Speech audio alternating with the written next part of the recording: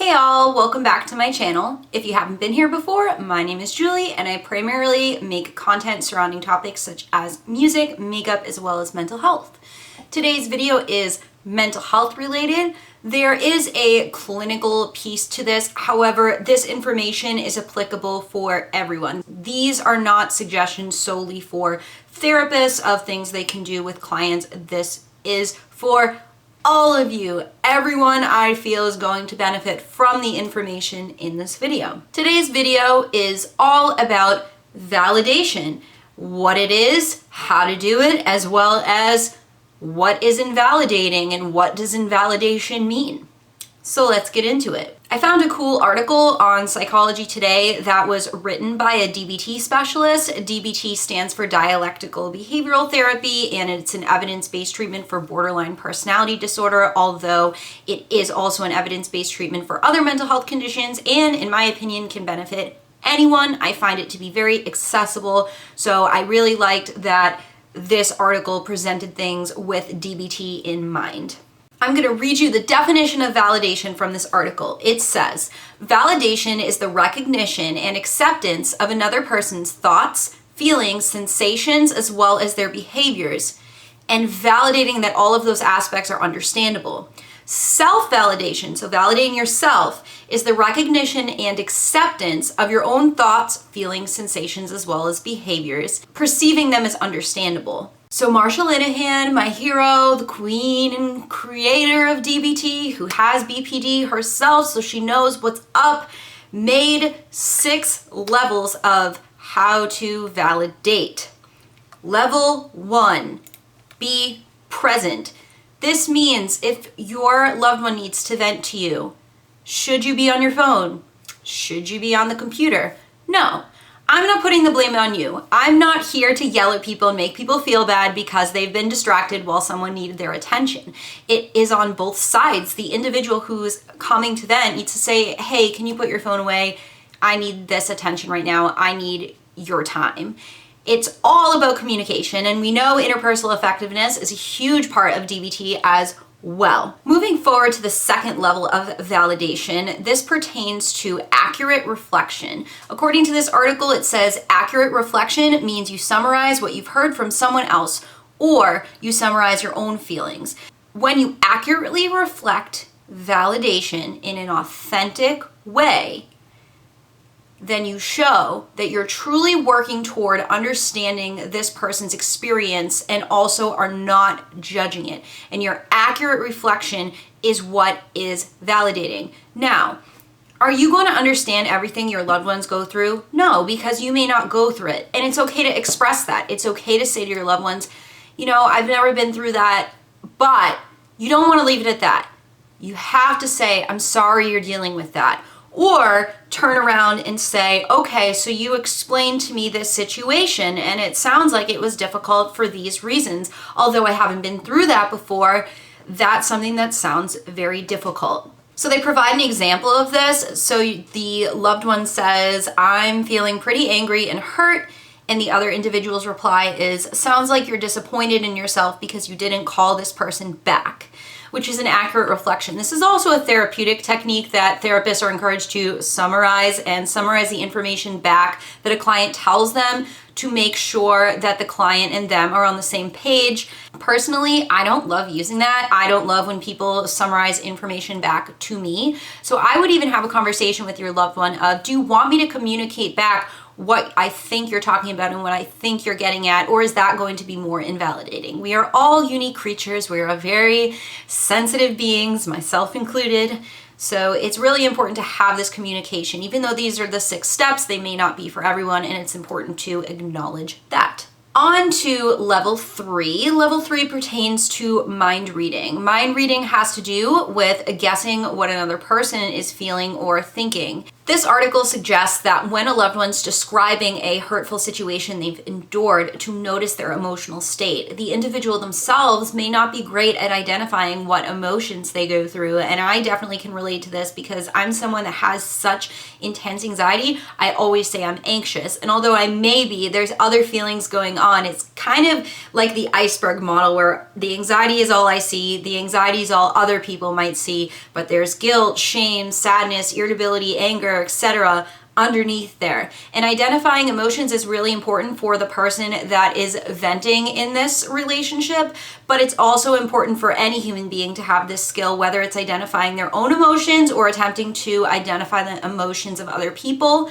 I wouldn't say to someone, you're angry or you seem angry. I would say something along the lines of, do you think you might be feeling angry? How do you think you're feeling? And put it back on them to help them reflect. And again, there are boundaries. This is a personal relationship. You are not a clinical therapist. It is not your job to help them process their traumas and cope better.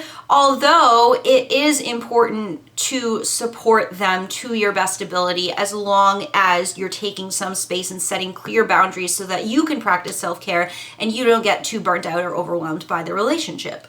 I like the example they put here. They said, I'm guessing you must have felt pretty hurt by her comment. And I like that it's I'm guessing instead of you felt hurt by the comment, right? They're using that term so that in case this person is wrong, it doesn't further invalidate the individual. On to level 4. Level 4 is interesting to me. It's understanding the person's behavior in terms of their history and biology. This would pertain to, I think, only close relationships because we don't all open up about our childhood and childhood traumas and family life, etc. to every single person in our lives. It may just be the people close to us. But especially close friends, romantic partners, etc. should have a general understanding if we've been comfortable enough to open up about what we've been through in our lives. So they may understand that we have specific triggers and that an event, even though it seems like a small situation and a lot of people may not get as upset about it, really affects us because of what we've been through on our lives.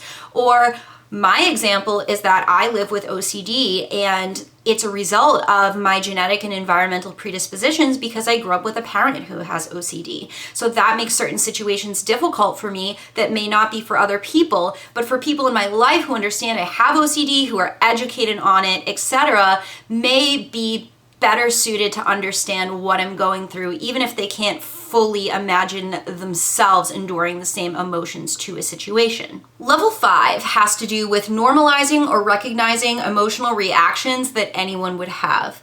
So understanding that your emotions are a normal experience and emotions are helpful for everyone, even when they are unpleasant. I am not saying everyone needs to be walking around traumatized or feeling guilty and having intense anxiety all the time, but experiencing emotions to a situation or stressor on an individual basis is important to acknowledge, identify, process somewhat, and move forward. It's totally okay to push away our emotions for a little bit and distract ourselves and use coping skills however we need to, but it's crucial to find that balance. So they provide an example in this article. Of course you're anxious. Speaking before an audience the first time is scary for anyone. So they're getting at public speaking, which is a common fear and trigger for so many people. I don't love it either. But it's really difficult, I feel, because when it comes to depression and anxiety, yeah, maybe not everyone understands, but I would argue that a lot more people understand aspects of those sort of triggers in mental health conditions, more so than less talked about conditions that are stigmatized, like borderline personality disorder, dissociative identity disorder. It's really important that we find a way to say, yeah, that would stress anyone out. I have an issue with this where there are situational stressors that would upset anyone. So if someone is to experience that, people are more understanding and tend to be more validating. It's when someone's triggered by a symptom in their mental health condition. For example, like I said, I have OCD. I'm a very rigid and flexible thinker, and I am working on it.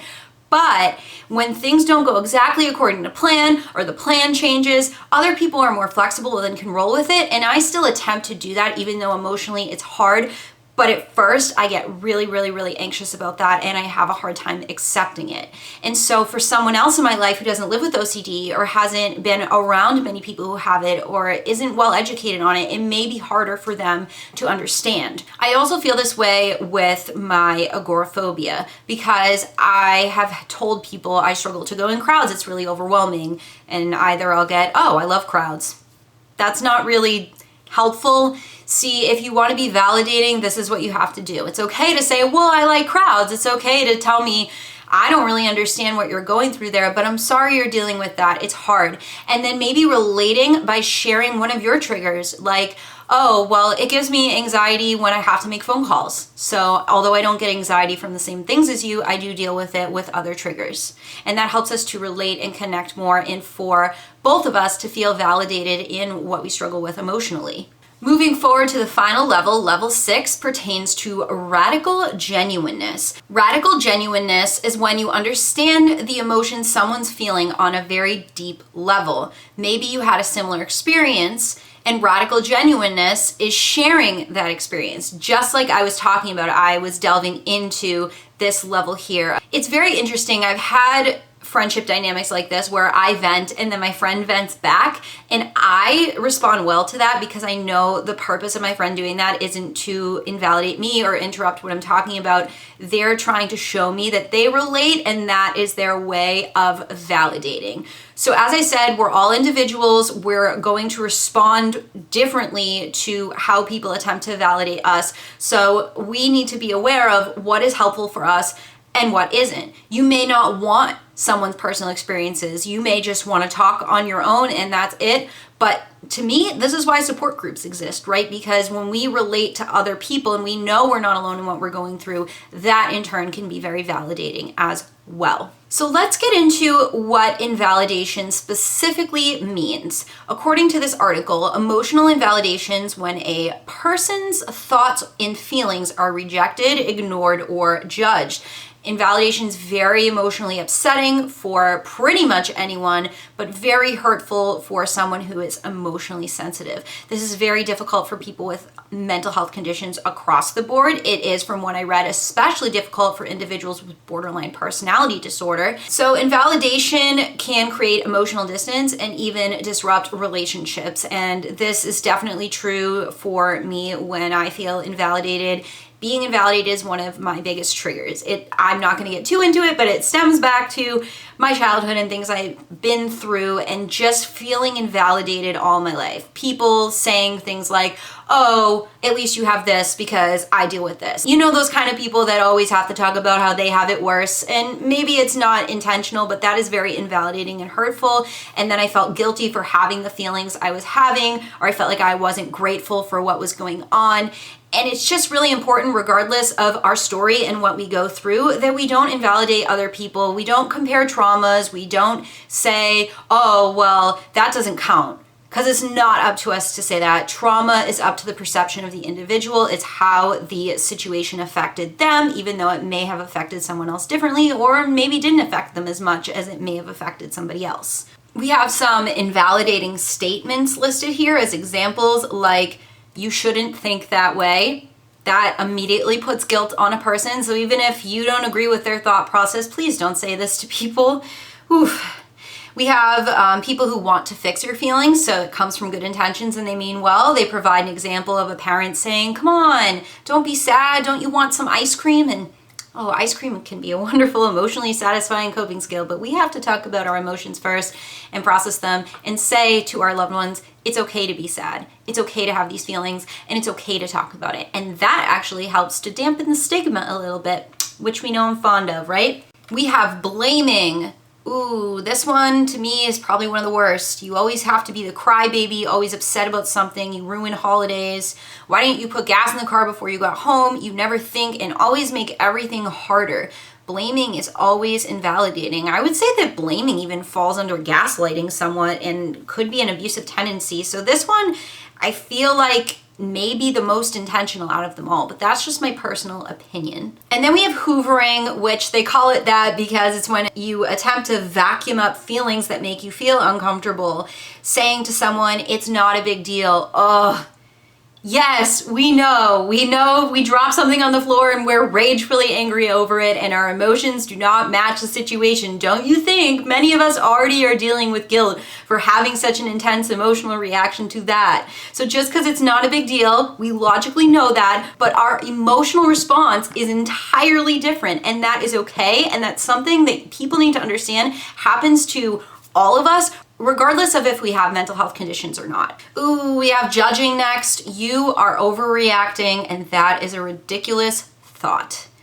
Please don't ever say you're too sensitive, you're overreacting, you're too much.